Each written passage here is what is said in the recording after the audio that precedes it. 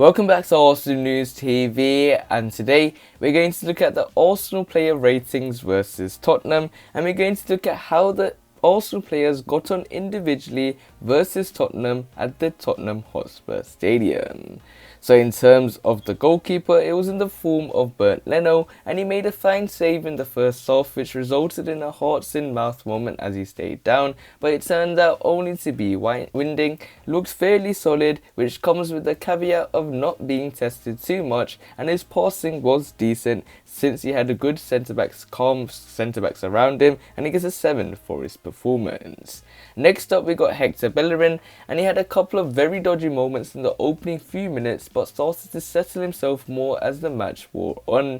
Some of his positioning when Spurs were in the Arsenal third was suspect and got caught out over the top too often, and he needs to have a fresh start this summer, and he gets a 5 for his performance. Next up we got Ben White. It all looked rather easy for Ben White on his first Arsenal start. Aerially he was well positioned, out of the ball he ushered opposition runners into the right zones, and on the ball he showed a few of his trademark carries to the halfway line.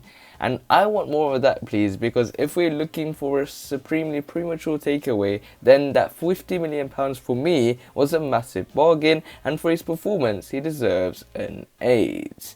Next up we got Pablo Mari, and he deserves a 4 for his performance because he had some undesirable positioning when Spurs were in and around the Arsenal penalty box. As seen against Chelsea, he also struggles with the high line Arsenal adopt, getting caught in behind and mistiming his pressing too often, and it was baffling defending for Spurs' goal, and we need Gabriel Magalhaes back.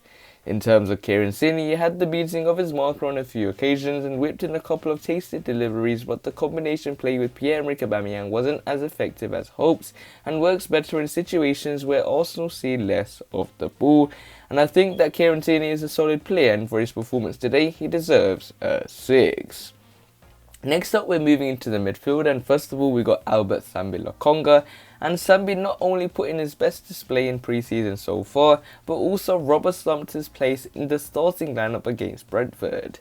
Boasting a delightful first touch, his decision making when receiving the ball is as clean as his distribution. There were some lovely passages of play from the Belgian, who can first time pass with either foot calmly and effectively, a very shrewd piece of business, but tired as the game wore on, and for his performance he deserves a 7. Next up we got Granit Xhaka, and not much wrong from the Swiss, who interestingly was given more freedom to push forward than his midfield partner. Mikel seemed content having Sambi use his deep progressive passing to effect, and has allowed Granit Xhaka to play on the angle and try to keep possession ticking over, and that's a partnership which I think could work versus Brentford, and we will have to see as soon as Thomas Partey returns how Mikel will utilise the midfield, but for his performance today I think it's fair to say he deserves a 6. Next up, we got Emil Smith-Rowe, and he started slowly but grew into the game and eventually was spinning players left, right and centre, kept drifting out into wide zones as he loves so much to link up with Nicolas Pepe, and there were a few neat moves on the right flank to open up opportunities. And wearing that number 10 shirt, he knows the importance of his game and how important he is to the team, and you can see in some moments where he just has that burst of pace, he makes that moment and he makes that shot or he makes that key pass, he gets a 7 for his performance. Now moving into the forwards, we first got Nicolas Pepe, and when Nicolas Pepe had the ball he looked dangerous, going both inside and outside his marker and cutting in a few deliveries that on another day could have resulted in goals.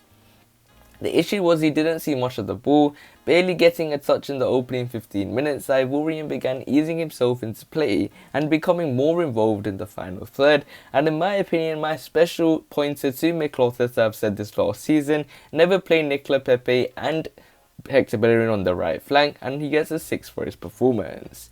Next up, we got Pierre-Emerick Aubameyang, and Aubameyang not worked out on the left-hand side, as done in the past and was extremely effective, but now he's older and also transitioning into a more possession-based team.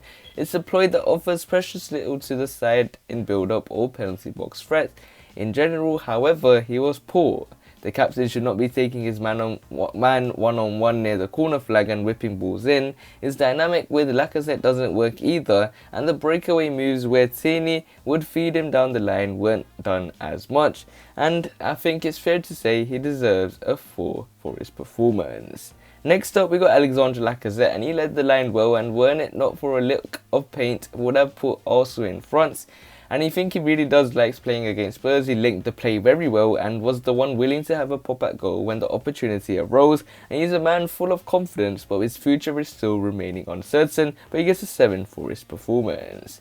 Now moving into the substitutes, we first got Bukayo Saka, and lively in the sense that he wouldn't have even known it. It was his first outing of pre-season. He had some clean passes out to Kieran Tierney after coming on, and a few neat touches, and it was really good for Tottenham fans to give that reception that he deserved, and he gets a 7 for his performance. Next up, we got Ainsley Maitland-Niles, and he came into play right back / right wing back and didn't do an awful lot wrong, with him staying deeper to provide pace in the case of any Spurs turnovers as Bukayo Saka pushed up on the other flank. But then he did move into the midfield as soon as Cedric Soares was brought in, and we still don't know what his future lies, but for his performance he deserves a 6.